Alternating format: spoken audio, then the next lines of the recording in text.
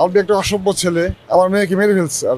আগে জানতাম না, আগে মনে করতাম সে ভালো, আমার মেয়ে প্রকাশ করে নাই তার সংসার টিকানোর জন্য, সে প্রকাশ করে নাই। আলবি আমি প্রথম মানি নাই, পরে মানছি।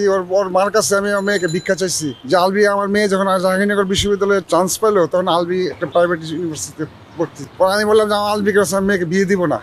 মাকে বলছি যে মা, ভাবি, আপা, আপনি আমার মেয়েকে ভিক্ষা দেন, আমার মেয়েকে ভিক্ষা দেন, আমি আপনার ছেলের কাছে বিয়ে দিব না। আলবির মা মানে নাই। আলবির মা আলবি সহ একটা যোগসূত্র করে আমার মেয়েকে তারা নিয়ে চলে গেছে, নিয়ে তারা বিয়ে করেছে। মেয়ে তখন আমার ইন্টারমিডিয়েট ফার্স্ট ইয়ার পরে অনার্স ফার্স্ট ইয়ার। তারপরে মাইনে নিচ্ছি, কি করব, একটা সন্তান আমার। তারপরে আমার সংসার, আমি চাইছি যে সংসার করুক ছেলে। আমি বুঝতে পারতেছি যে খারাপ হবে, মিডিয়ার মানুষ খারাপ, ভালো হয় না, অসভ্য। আমি আর কি বলবো ভাই বাবা, আমি আর বিচার চাই, আমি আর সুষ্ঠু বিচার চাই। আলবি কেন আরেকটা মেয়ে নিয়ে, আমার মেয়ে সামনে স্ট্যাটাস দিছে নেপাল থেকে, সেই নেপাল থেকে আমার মেয়ে দেখাইছে। আমার মেয়ে এমনি সে নিজেকে অপরাধী মনে করছে আমাদের কাছে। আলবির নিয়ে অনেক তার গর্ব ছিল।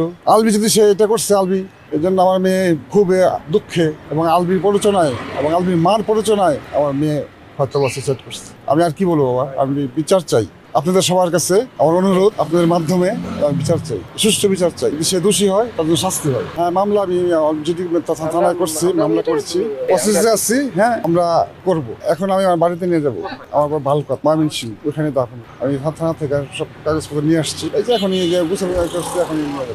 আমি জানি না, আমি সন্তানকে আমি কোথায়, আমি জানি না। না, রিপোর্ট তো এখন দিবে না, রিপোর্ট তো 7 দিন পরে দিবে। আমার সাথে এরকম কথা নেই।